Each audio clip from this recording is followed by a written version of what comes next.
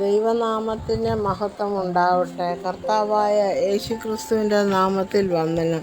നമ്മുടെ നൊയമ്പുകാല ധ്യാനത്തിനായി തിരഞ്ഞെടുത്തിരിക്കുന്ന ഇയ്യോബിൻ്റെ പുസ്തകം 8-ാം അധ്യായം 1 മുതൽ 22 വരെയുള്ള വാക്യങ്ങൾ. ഇയ്യോബ് എന്നയാൾ നിഷ്കളങ്കനും നേരുള്ളവനും ദൈവഭക്തനും ദോഷം വിട്ടകലുന്നവനും ആയിരുന്നുവെന്ന് 1-ാം അധ്യായത്തിൽ വായിക്കുന്നുണ്ട്. ക്രൈസ്തവ ജീവിതം കഷ്ടതയും പ്രയാസവും നിറഞ്ഞതാണ്. ഇയ്യോബിൻ്റെ ജീവിതത്തിൽ വന്ന കഷ്ടതകളെക്കുറിച്ച് പറയുമ്പോൾ തൻ്റെ സ്നേഹിതനായ ശൂഹ്യനായ ബിൽദാദ് ഉത്തരം പറയുന്നതാണ് ഈ ഭാഗം.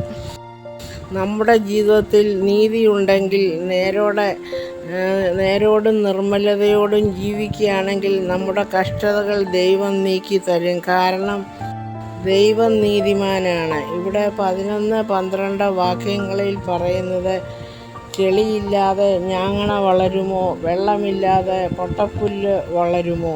അതുപോലെ തന്നെയാണ് ജീവിതത്തിൽ കഷ്ടതകളും നഷ്ടങ്ങളും വരുന്നത്. പക്ഷേ അത് ഒരു ദൈവവിശ്വാസിയെ സംബന്ധിച്ചിടത്തോളം ദൈവത്തോട് കൂടുതൽ അടുക്കാനുള്ളതാണ്. കൂട്ടുകാരും ബന്ധുക്കളും കൂടെ നിന്ന് പരിഹസിക്കും, തള്ളിപ്പറയാം. എന്നാൽ ഇയ്യോബിൻ്റെ ജീവിതത്തിലൂടെ നമുക്ക് മനസ്സിലാക്കാം, സ്വന്തം ഭാര്യ വരെ തള്ളിപ്പറഞ്ഞിട്ടും ദൈവത്തിലുള്ള വിശ്വാസത്തിൽ ഉറച്ചു നിന്നു. ദൈവം ഇയ്യോബിനെ തൻ്റെ പൂർവ്വകാലത്തേക്കാൾ ഉപരിയായി അനുഗ്രഹിച്ചു എന്ന് ഇയ്യോബിൻ്റെ പുസ്തകം മുഴുവൻ വായിച്ചാൽ നമുക്ക് മനസ്സിലാക്കാം. അതുപോലെ നമ്മുടെ ജീവിതത്തിലും ഉണ്ടാകുന്ന കഷ്ടത, ബുദ്ധിമുട്ട്, രോഗം എല്ലാം മാറ്റാൻ ദൈവം ശക്തനാണെന്ന് വിശ്വസിക്കാം. ദൈവത്തിൽ ആശ്രയം വെച്ച് ജീവിക്കാം.